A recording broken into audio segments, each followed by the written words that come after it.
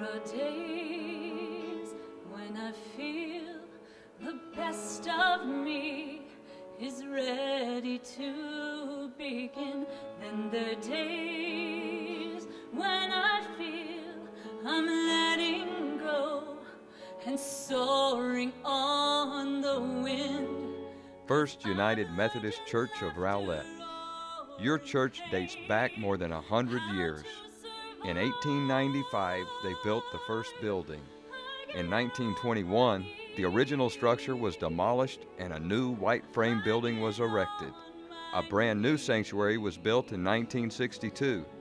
But this was just the beginning, for as God continued to bless us, we would start to outgrow our facility at every turn.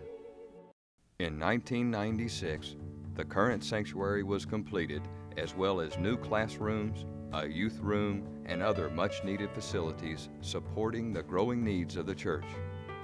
Today, we find the need to expand again, as overcrowding has become a growing problem, and the common desire to provide a dynamic facility for our youth has become a major issue among the congregation. What an incredible opportunity we all have to expand right now and to reach more people in this community.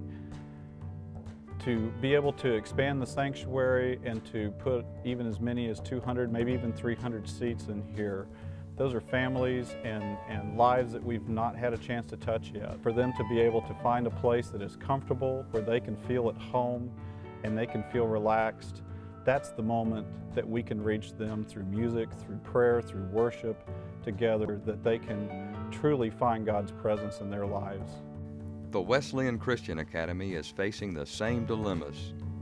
What started as a school for 25 children twice a week now has 350 children that attend as often as 4 days a week. In the last 6 years, I've seen this program double in size. We started out using most of the rooms here. Now we're at a point where we're using every available space. Every time I do registration, I have a line of people waiting outside, and each class listing now has 10 to 20 kids on a waiting list wanting to get into the program. I just think it's a wonderful program, but the space requirements are not there. And I would like to see them to be there to offer more to children so that we can offer and tell more people about Christ, tell these children maybe for the first time in their lives about God. And I would like to see that for more children in our community. For Sunday school classes, the story is much the same. The classrooms are overflowing with love, warmth, and affection. They are also just overflowing. Jesus is alive in this church, and we need to reach out and let the community know that Jesus is alive. And if our Sunday school classes are overcrowded, we can't do that. We're not doing our job as Christians if we don't reach out to the community, build a place where our kids can see and feel and be moved by Jesus Christ. This Capital Fund Drive is the key. If we can build it, we can reach out to this community and touch each and every child's life and know them and let them know that Jesus is alive. Possibly the biggest calling we have at this time is the pressing need for a youth center at the church. By building such a center, we are given an opportunity to make a difference in the life of our community, in our church, and most important, in the lives of our youth. In our society today, our kids are torn and pulled by every different situation. Their parents pull them, the people at school pull them, and sometimes they fall to different temptations and fall to their peer groups. We have a lot of kids here at Rowlett that are labeled lost kids. A lot of kids that we have reached, but they have turned the deaf ear to church because there's no room for them here. Right now, all we have to offer our kids here at Rowlett is 4 couches, a couple of recliners, a pool table, and a foosball table. Not very convincing when you're a kid looking for something to do on a Friday night.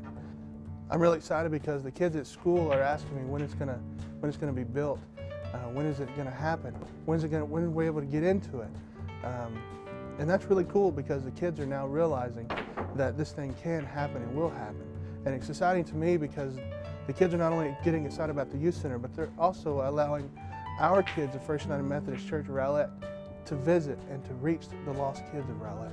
The accomplishments of the youth of the church have been astounding. Their history of mission work and participation is more than impressive. We must ask ourselves, how much more impressive can they yet be? If we want them to grow in Christ, we must give them a place to grow in force. they will not be in our youth program forever. If we do not provide for them now, then when?